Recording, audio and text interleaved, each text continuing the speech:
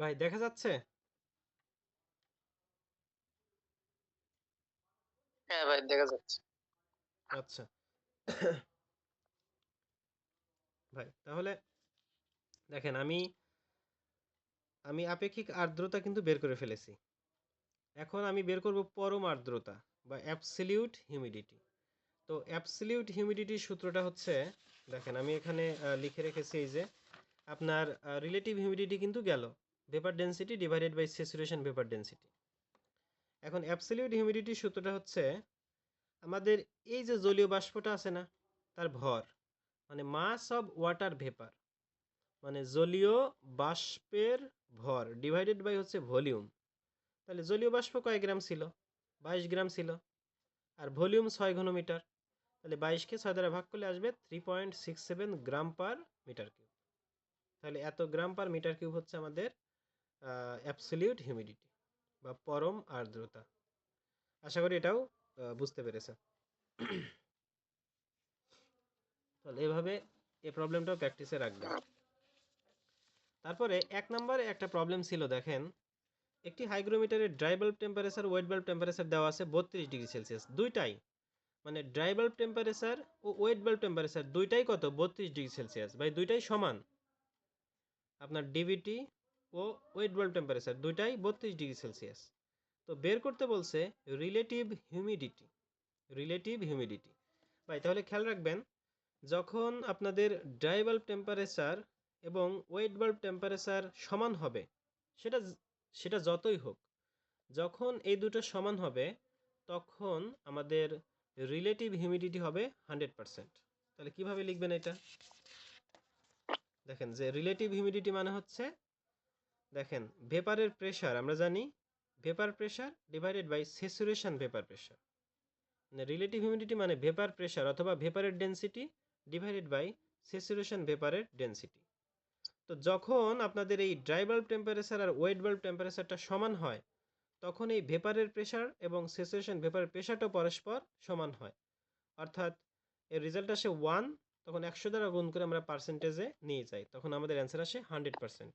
যখন সমান হবে, বুঝছেন, যখন ড্রাই বাল্ব টেম্পারেচার এবং ওয়েট বাল্ব টেম্পারেচারটা সমান হবে। এখন কথা হচ্ছে ভাই, যখন সমান হবে না, মানে তখন কি হবে? মানে এইটা ড্রাই বাল্ব টেম্পারেচার ও ওয়েট বাল্ব টেম্পারেচার যখন সমান হবে না, ভাই ওই হিসাবটা একটু জটিল, বুঝতে পেরেছেন? মানে ড্রাই বাল্ব টেম্পারেচার আর ওয়েট বাল্ব টেম্পারেচারটা যে সমান হবে না, তখন রিলেটিভ হিউমিডিটি আমাদের আসবেই না, পরীক্ষাতে আসবেই না। ওই হিসাবটা অনেকটাই মানে জটিল প্রকৃতির, বুঝতে পেরেছেন? মানে আমাদের পরীক্ষাগুলোতে এটাই ওটা আসে। ভাই শখ থেকে করা লাগে ওটা। হ্যাঁ হ্যাঁ, রাইট ওটা রাইট, ওইটা আপনার শখ থেকে করতে হয়, শখ থেকে করতে হয়, এজন্য আমরা ওটা করব না। আমাদের যেটা আসবে পরীক্ষায়, এই ড্রাই বাল্ব টেম্পারেচার ও ওয়েট বাল্ব টেম্পারেচার এই দুটো সমান হলে তখন হবে রিলেটিভ হিউমিডিটি 100%। আর যদি এটা আলাদা হয় তাহলে শক লাগে। হ্যাঁ তাহলে তো ভাই করছিলেন মনে হয় এটা।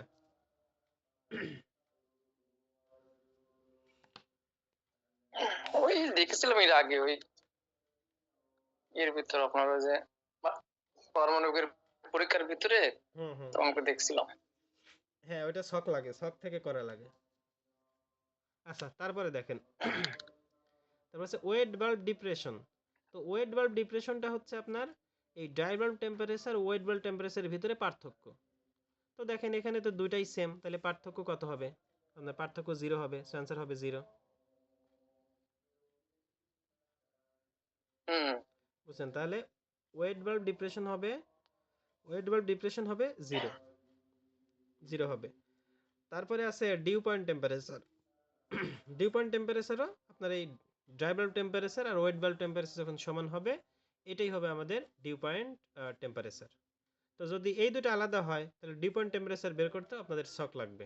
সো আমরা শিখলাম এইটাই, যে dry bulb temperature wet bulb টেম্পারেচারটা যখন সমান হয় তখন আমরা রিলেটিভ হিউমিডিটি এবং ডিউ পয়েন্ট টেম্পারেচার, তো রিলেটিভ হিউমিডিটি তো 100% হবে, এটা ফিক্সড। আর ডিউ পয়েন্ট টেম্পারেচার হবে এই dry bulb temperature wet bulb টেম্পারেচারের সমান। আর ডিপ্রেশনটা হবে 0। অঙ্কটা একটু মুখস্থ টাইপেরই আর কি। তাহলে সাইকোমেট্রিতে ভাই আমরা আপাতত এইটুকুই আমরা এটা পড়লাম। ওই যে ভাই বলেন। যাদের শখ মুখস্থ আছে ভাই, হ্যাঁ যাদের শখ মুখস্থ আছে এই ম্যাথটা করতে আপনার 5 মিনিটও লাগবে না। কিন্তু এগুলা কখনো আসে নাই ভাই, বুঝছেন? মানে বুয়েটে বা হুম, অন্য জায়গাতে আমি দেখেছি এটা কখনো অ্যাসিস্ট্যান্টেও আসে নাই, সাব অ্যাসিস্ট্যান্টেও আসে নাই। তো এগুলো নিয়ে মাথাটা না ঘামানোই ভালো মনে হয়, নাকি বলেন? হুম। যদি কখনো আসে তখন দেখা যাবে। তাহলে এটা ছিল আপনার থার্মোডাইনামিক্সের লাস্ট টপিক। তো মোটামুটি অনেকগুলো টপিকই হয়েছে থার্মোডাইনামিক্সে। আমি সবগুলো টপিক একটু সিরিয়াল করে দেবো নে। প্রসেস, সাইকেল, রেফ্রিজারেশন, এগুলো সব সিরিয়াল করে করে ভিডিও লিঙ্কগুলো আমি হচ্ছে আবার হচ্ছে এক করে দিব নে। আর হোয়াটসঅ্যাপে দেখছেন পিন করা আছে মানে ক্লাসের রেকর্ডগুলো, কিন্তু লাস্টের 4টা মনে হয় পিন করা নাই, মানে এটা আবার এডিট করে দেয়া লাগবে। হ্যাঁ, ওটা বলতেছি যে সবগুলো একসাথে পিন করে দিও। ভালো হবে। হ্যাঁ ভাই, তাহলে আমরা থার্মোডাইনামিক্সটা শেষ করলাম। আর আমি ভাই গ্রুপে বলে দিছি আপনারা সোমবারের দিন এই থার্মোডাইনামিক্সের উপরে পরীক্ষা দিবেন, মডেল টেস্ট দিবেন। তো আমি যে প্রবলেমগুলো করাইছি সেই প্রবলেমগুলো অবশ্যই ভালো করে শেষ করবেন, বুঝছেন? ভালো করে শেষ করবেন, এগুলো বারবার প্র্যাকটিস করবেন একটু। তারপর থার্মোডাইনামিক্সটা নিলে আবার কয়েকদিন পরে অন্য একটা করবো না পরীক্ষা। ভাই, সমস্যা তো শুক্রবার দিন বাসায় যাব। ও, শুক্রবারে বাসায় আসবেন পাবনাতে? হুম, তাহলে কি করবো না। তাহলে কি করা যায় ভাই বলেন তো? দেখলাম নিলে নেন, আমি জয়েন হতে পারলে তো হবোই না, আর না হলে পারলে তো না, এই অনেকে আরো সপ্তাহে এই সপ্তাহে তাহলে একটু দেবে। পরেই নেই, কারণ ওই যে মেহেদিও ব্যস্ত ছিল, মেহেদিও ক্লাস করতে পারে নাই। আর খালেক ভাই তো দেখতেছি হুম, নাই। আশিস ভাই কেমন আর কি কি পড়াশোনা করেছেন এগুলা?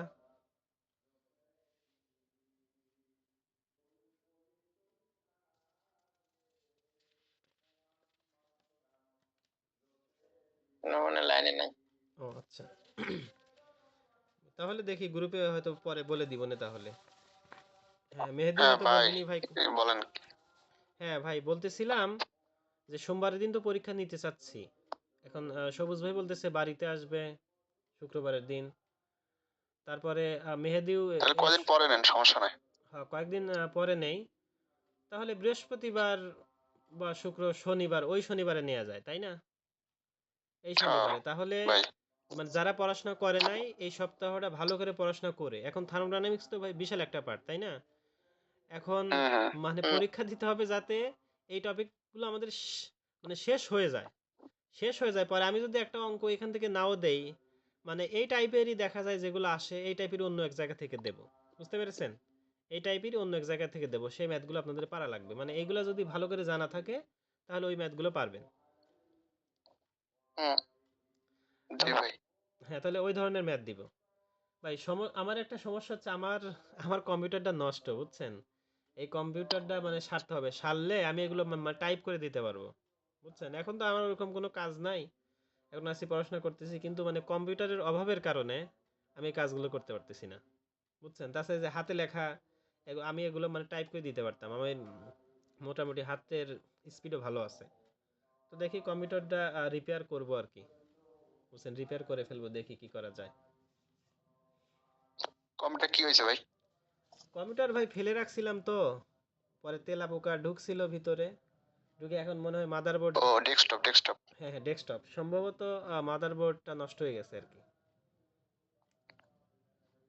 বুঝছেন? মাদারবোর্ড তো চেঞ্জ করতে হবে। এখন মাদারবোর্ড চেঞ্জ করতে কমপক্ষে 3500-4000 টাকা লাগবে আর কি, তা তো বুঝছেন? লাগবে ভাই। মানে নর্মাল গুলাই, আর ভালো গুলোর তো আরো অনেক ভালো দাম। তো আমার যে পিসি এটা অনেক আগের, তো এটা নর্মালটাই ভালো চলে আর কি, বুঝছেন? মানে ভালো জিনিস, মানে আমার আমার পিসি ছিল দুইটা, একটা ছিল আর একটা কিনছিলাম, কিন্তু পরে আমার নিজের মানে গাফিলতির কারণে এগুলো ফেলে রাখছিলাম। মানে ঢাকা থেকে যখন এই যে কল্যাণপুরে গেলাম ওই সময় আর মানে কম্পিউটার হুম। চালাই নাই, বুঝছেন? এটা ছিল হচ্ছে আপনার ইয়াতে ভার্সিটিতে ছিল ডুয়েটে, আর একটা ছিল অন্য জায়গায় ও ভাই, আমার আমার ল্যাপটপটা ওই না চালাতে চালাতে ওই কিবোর্ডে ভালো কাজ করতে পারে না। হ্যাঁ হ্যাঁ, তারপর ল্যাপটপ তো বিভিন্ন ল্যাপটপের ভিতরে কাজ। দেখা যায় মানে ল্যাপটপটা ভালো থাকে, ভিতরে তো আর কিছু ঢুকতে পারে না, আর পিসির ভিতরে অনেক কিছু ঢুকে হ্যাঁ ভাই। পড়ে, বুঝছেন? আর ল্যাপটপটা দেখা যায় কাছে থাকলে একটু অন করলেও হয়, কিন্তু ডেস্কটপ তো তা না, হ্যাঁ। ডেস্কটপ ভারী জিনিস, বুঝছেন?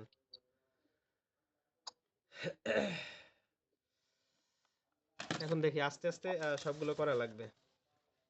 তবে পিসিটা আমার মানে সারতে হবে দ্রুত, তাইলে আমি কাজগুলো একটু ভালো করে করতে পারতাম। ওহো ভাই, আমি তো আমার তো ফোনে চার্জই নাই, খুব দ্রুত শেষ হয়ে যাচ্ছে চার্জ। ঠিক আছে ভাই, তাহলে আর কি শাওমি নাকি ভাই, শাওমি? না, রিয়েলমি 8 5G। ও, ভাই সমস্যা নেই। ও হো 2% চলে আসলো। দাঁড়ান আমি একটু ইয়াদ নেই, একটু কানেকশন দিয়ে নিই, যদি ব্যাটারি নষ্ট হয়ে যায় এভাবে। শেষ করে দেন, ক্লাস দেন, সমস্যা নেই। চার্জে দিয়ে ফোন চালানো তো। হ্যাঁ, নাই করলাম ভাই তাহলে চার্জে দিয়ে, কিন্তু ফোনে তো চার্জ ছিল ভাই 41% কি 35% শুরু করছি। মানে আজকে কি করছি, যাতে ভালো দেখা যায় এখানে